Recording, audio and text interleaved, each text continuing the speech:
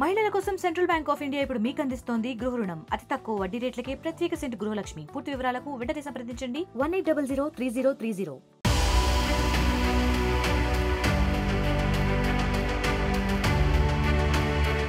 సాహితీ ఇన్ఫ్రాటెక్ కేసులో కీలక పరిణామం చోటు చేసుకుంది. ఆ సంస్థ ఎండీ లక్ష్మీనారాయణను ఈడీ అరెస్ట్ చేసింది. ఆయనను హైదరాబాద్లోని ఈడీ కార్యాలయానికి తీసుకొచ్చారు. ప్రీలాంచ్ పేరుతో సాహితీ ఇన్ఫ్రాటెక్ భారీ మోసాలకు పాల్పడింది.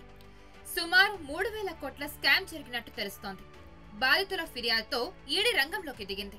స్థిరాస్తి ప్రాజెక్టుల పేరుతో వినియోగదారులను సాహితీ ఇన్ఫ్రా నిండా ముంచింది. ప్రీలాంచ్ ఆఫర్ పేరుతో పలువురు వినియోగదారుల నుంచి కోట్లలో డబ్బులు వసూలు చేసింది. ఈ క్రమంలోనే సాహితీ ఇన్ఫ్రా గ్రూప్ పై ఈడీ మనీ లాండరింగ్ చట్టం కింద కేసు నమోదు చేసి దర్యాప్తు చేస్తోంది. మరోవైపు సాహితీ ఇన్ఫ్రా కేసులో హైదరాబాద్ సిసిఎస్ పోలీసుల దర్యాప్తు కొనసాగుతోంది. సుమారు 3000 కోట్లు వసూలు చేసి ఒక్కసారిగా బోర్డు తిప్పేసింది.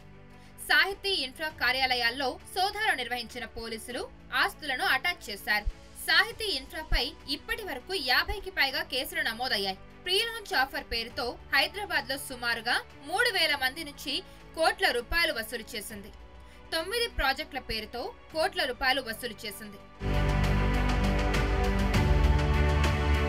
సాహితీ స్వాద్ పేరుతో 65 కోట్లు, సిస్టా అడో పేరుతో 79 కోట్లు, సాహితీ గ్రీన్ పేరుతో 40 కోట్లు, సాహితీ సితారా పేరుతో 135 కోట్లు, సాహితీ మెహతో పేరుతో 44 కోట్లు, ఆనంద ఫార్చ్యూన్ పేరుతో 45 కోట్లు, సాహితీ కృతి పేరుతో 16 కోట్లు, సాహితీ సుదీక్ష పేరుతో 22 కోట్లు, రూబీకాన్ సాహితీ పేరుతో 7 కోట్లు వసూలు చేసింది.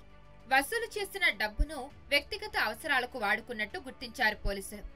భూముల కొనుగోలు చేయకుండా ప్రీలాంచ్ పేరుతో సాహితీ ఇన్ఫ్రా వసూళ్లకు పాల్పడింది.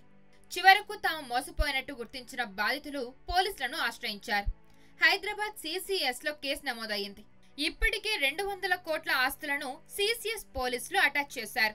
గతంలో ఏపీలోనూ సాహితీ ఇన్ఫ్రా ఎండీ లక్ష్మీనారాయణపై పోలీసులు కేసు నమోదు చేయడంతో పాటు ఆస్తులను అటాచ్ చేశారు.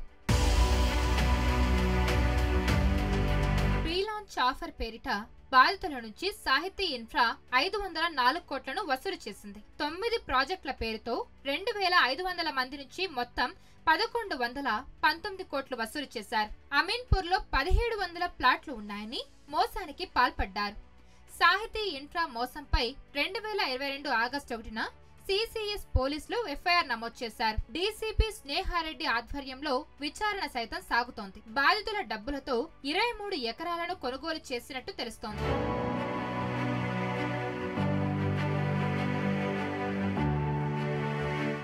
మరిన్ని వీడియోస్ కోసం ఛానల్ ని సబ్స్క్రైబ్ చేయండి. లేటెస్ట్ అప్డేట్స్ కోసం వాట్సాప్ ఛానల్ ని ఫాలో చేయండి. అండ్ లింక్ డిస్క్రిప్షన్ లో ఉంది.